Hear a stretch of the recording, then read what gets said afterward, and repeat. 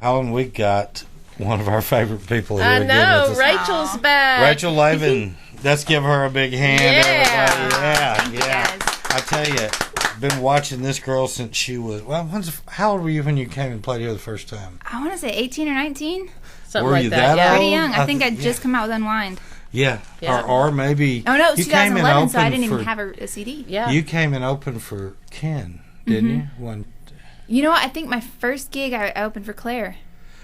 And then the second one I opened for Ken. No, it was Ken and then Claire. Was it Ken and then Claire? Yeah. Okay. Claire, yeah. Yeah, but now it's Rachel. I know. This girl just went and stole Kerrville. Can you believe Yeah, that? I know. She's the talk of the I town. know. Aw. Oh, tell us Do we about know how to that. pick them or I'm what? Telling you. I'm telling you. Well, it was actually my first time entering the contest, so that was kind of a nice, feather in my cap, bet. for sure.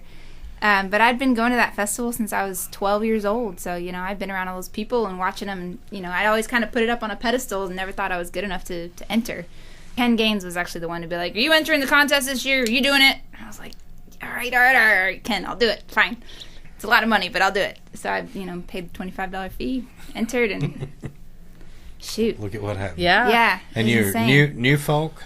New Folk 2016. I love it. That's so awesome. Congratulations. Yeah, crazy. And because of that, I understand that you have tours coming out of this. And Yeah, tell I've us got all about this. I've got about 31 new best friends from the contest.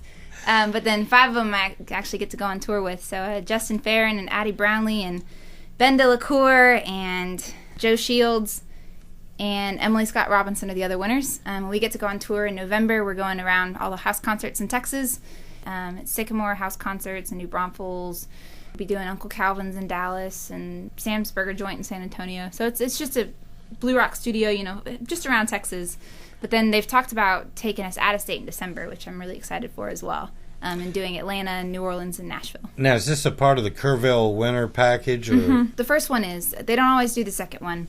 I think they're a little excited about us this year. So hopefully we get to do more. We want to do as much as possible. We're all on we board. could do definitely do a house concert with y'all next year, And by the way, she's coming up here in October with Daisy O'Connor, I think, Yes. coming up for your first feature here after doing some openings. And you and Daisy are going to come and hang out that evening. We haven't met her yet, but we're certainly looking forward to it. She's a doll. I absolutely love her. She was actually, I met her at Songwriter Serenade at the other competition I did this past year, and she just blew me away and was just such a sweet, sweet person. Yeah, with a name like Daisy, you couldn't really be mean. No. She just one of those totally names. fits her name, though. She is just a doll. I love her. Yeah. And where's she from? She's living in Austin. Let's give everybody who this might be the first time they've heard you interviewed with us a quick background of you and your family, because you were born and raised in South Texas in the San Antonio area. Mm-hmm. Tell everybody about that and tell them about the Laven family. Yeah, so I'm part of a bigger picture, a bigger band picture. So I grew up in San Antonio with, Butch Morgan and all those guys.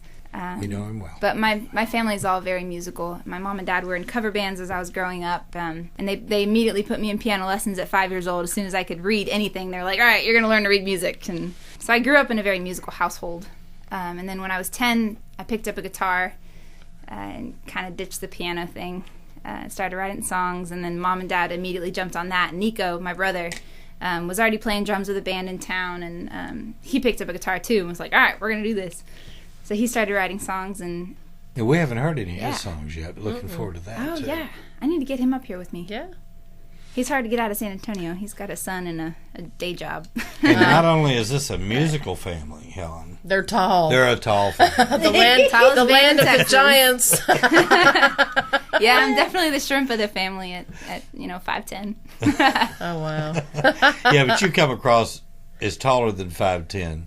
Because of your stature. You're Yeah, I wear long-waisted, boots, you're too. thin. But I mean, it just works. Yeah. It works. This is a beautiful girl here, y'all. I know that if you found our webpage, you've clicked on her name, you've already seen these great pictures that Jean and Barbara have provided us with, and we'll talk about that later, too. Yeah. Yeah. And we'll have more after today. You've got, what else coming? You've got a new album. I do. I almost put it out at the wrong time because I put it out and I immediately left the country. So I just got back from a European tour with my family band, the Lavens. We did a bunch of shows in southern England, and then, came back and was like, oh, now I have this album that I got to do something with. Okay, question for you. Southern England, were you in Bexhill at all? Bexhill, mm-mm. Were you in Eastbourne? Not Eastbourne. We did Brighton? Mm-mm. Bristol and Oxfordshire and London. Okay. Weston-super-Mare. Her mom is from that area. My mom. Oh, really? Yeah. She grew up there, and then she came to the United States when she was 19 to be a nanny for a family in Boston. Cool. And then, of course, she met Dad, and then, the rest's history. So you're first generation. Yeah. That's awesome. Yeah. Cool. The word out that I've heard is that you got you a new boyfriend, too. The last time she was here, she had a boyfriend who was the pretty boy. Yeah. The Adonis. Yeah. The model. Yes. The model. Yes. But the model turned out to not be all model? that. He was not a model. Pretty. He was just... Yeah. He was not a model. Yeah. So she left him not the model boyfriend. Jake.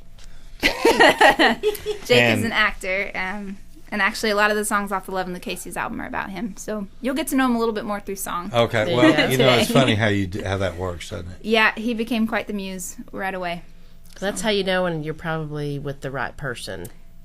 That's true, because in the 10 months that I was with the other one, I didn't write any songs. Yeah. You just got so much going on, and I can't wait to hear the songs. But I want to ask you one quick question too that's been on my mind about your songwriting.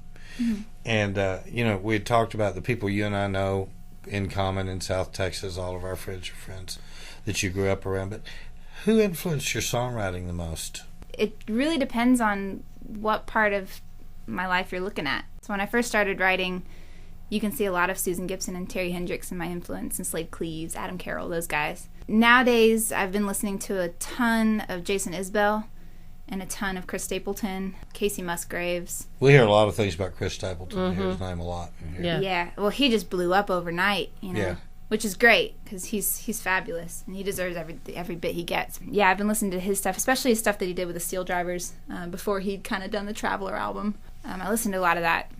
It's funny, I found out on the tour that I did to Colorado last week, I was on the road with my bluegrass project, Sweet Shine and Honey. Well, that's new. I didn't know about that one. Actually, that's since 2013 as well. We got together then, so we got to get them up here too. You have to tell us about that here in a minute. They're excellent, yeah. But I found out that two of the guys in the band really, really love female singers. So we were in the car for between 8 and 14 hours at a time.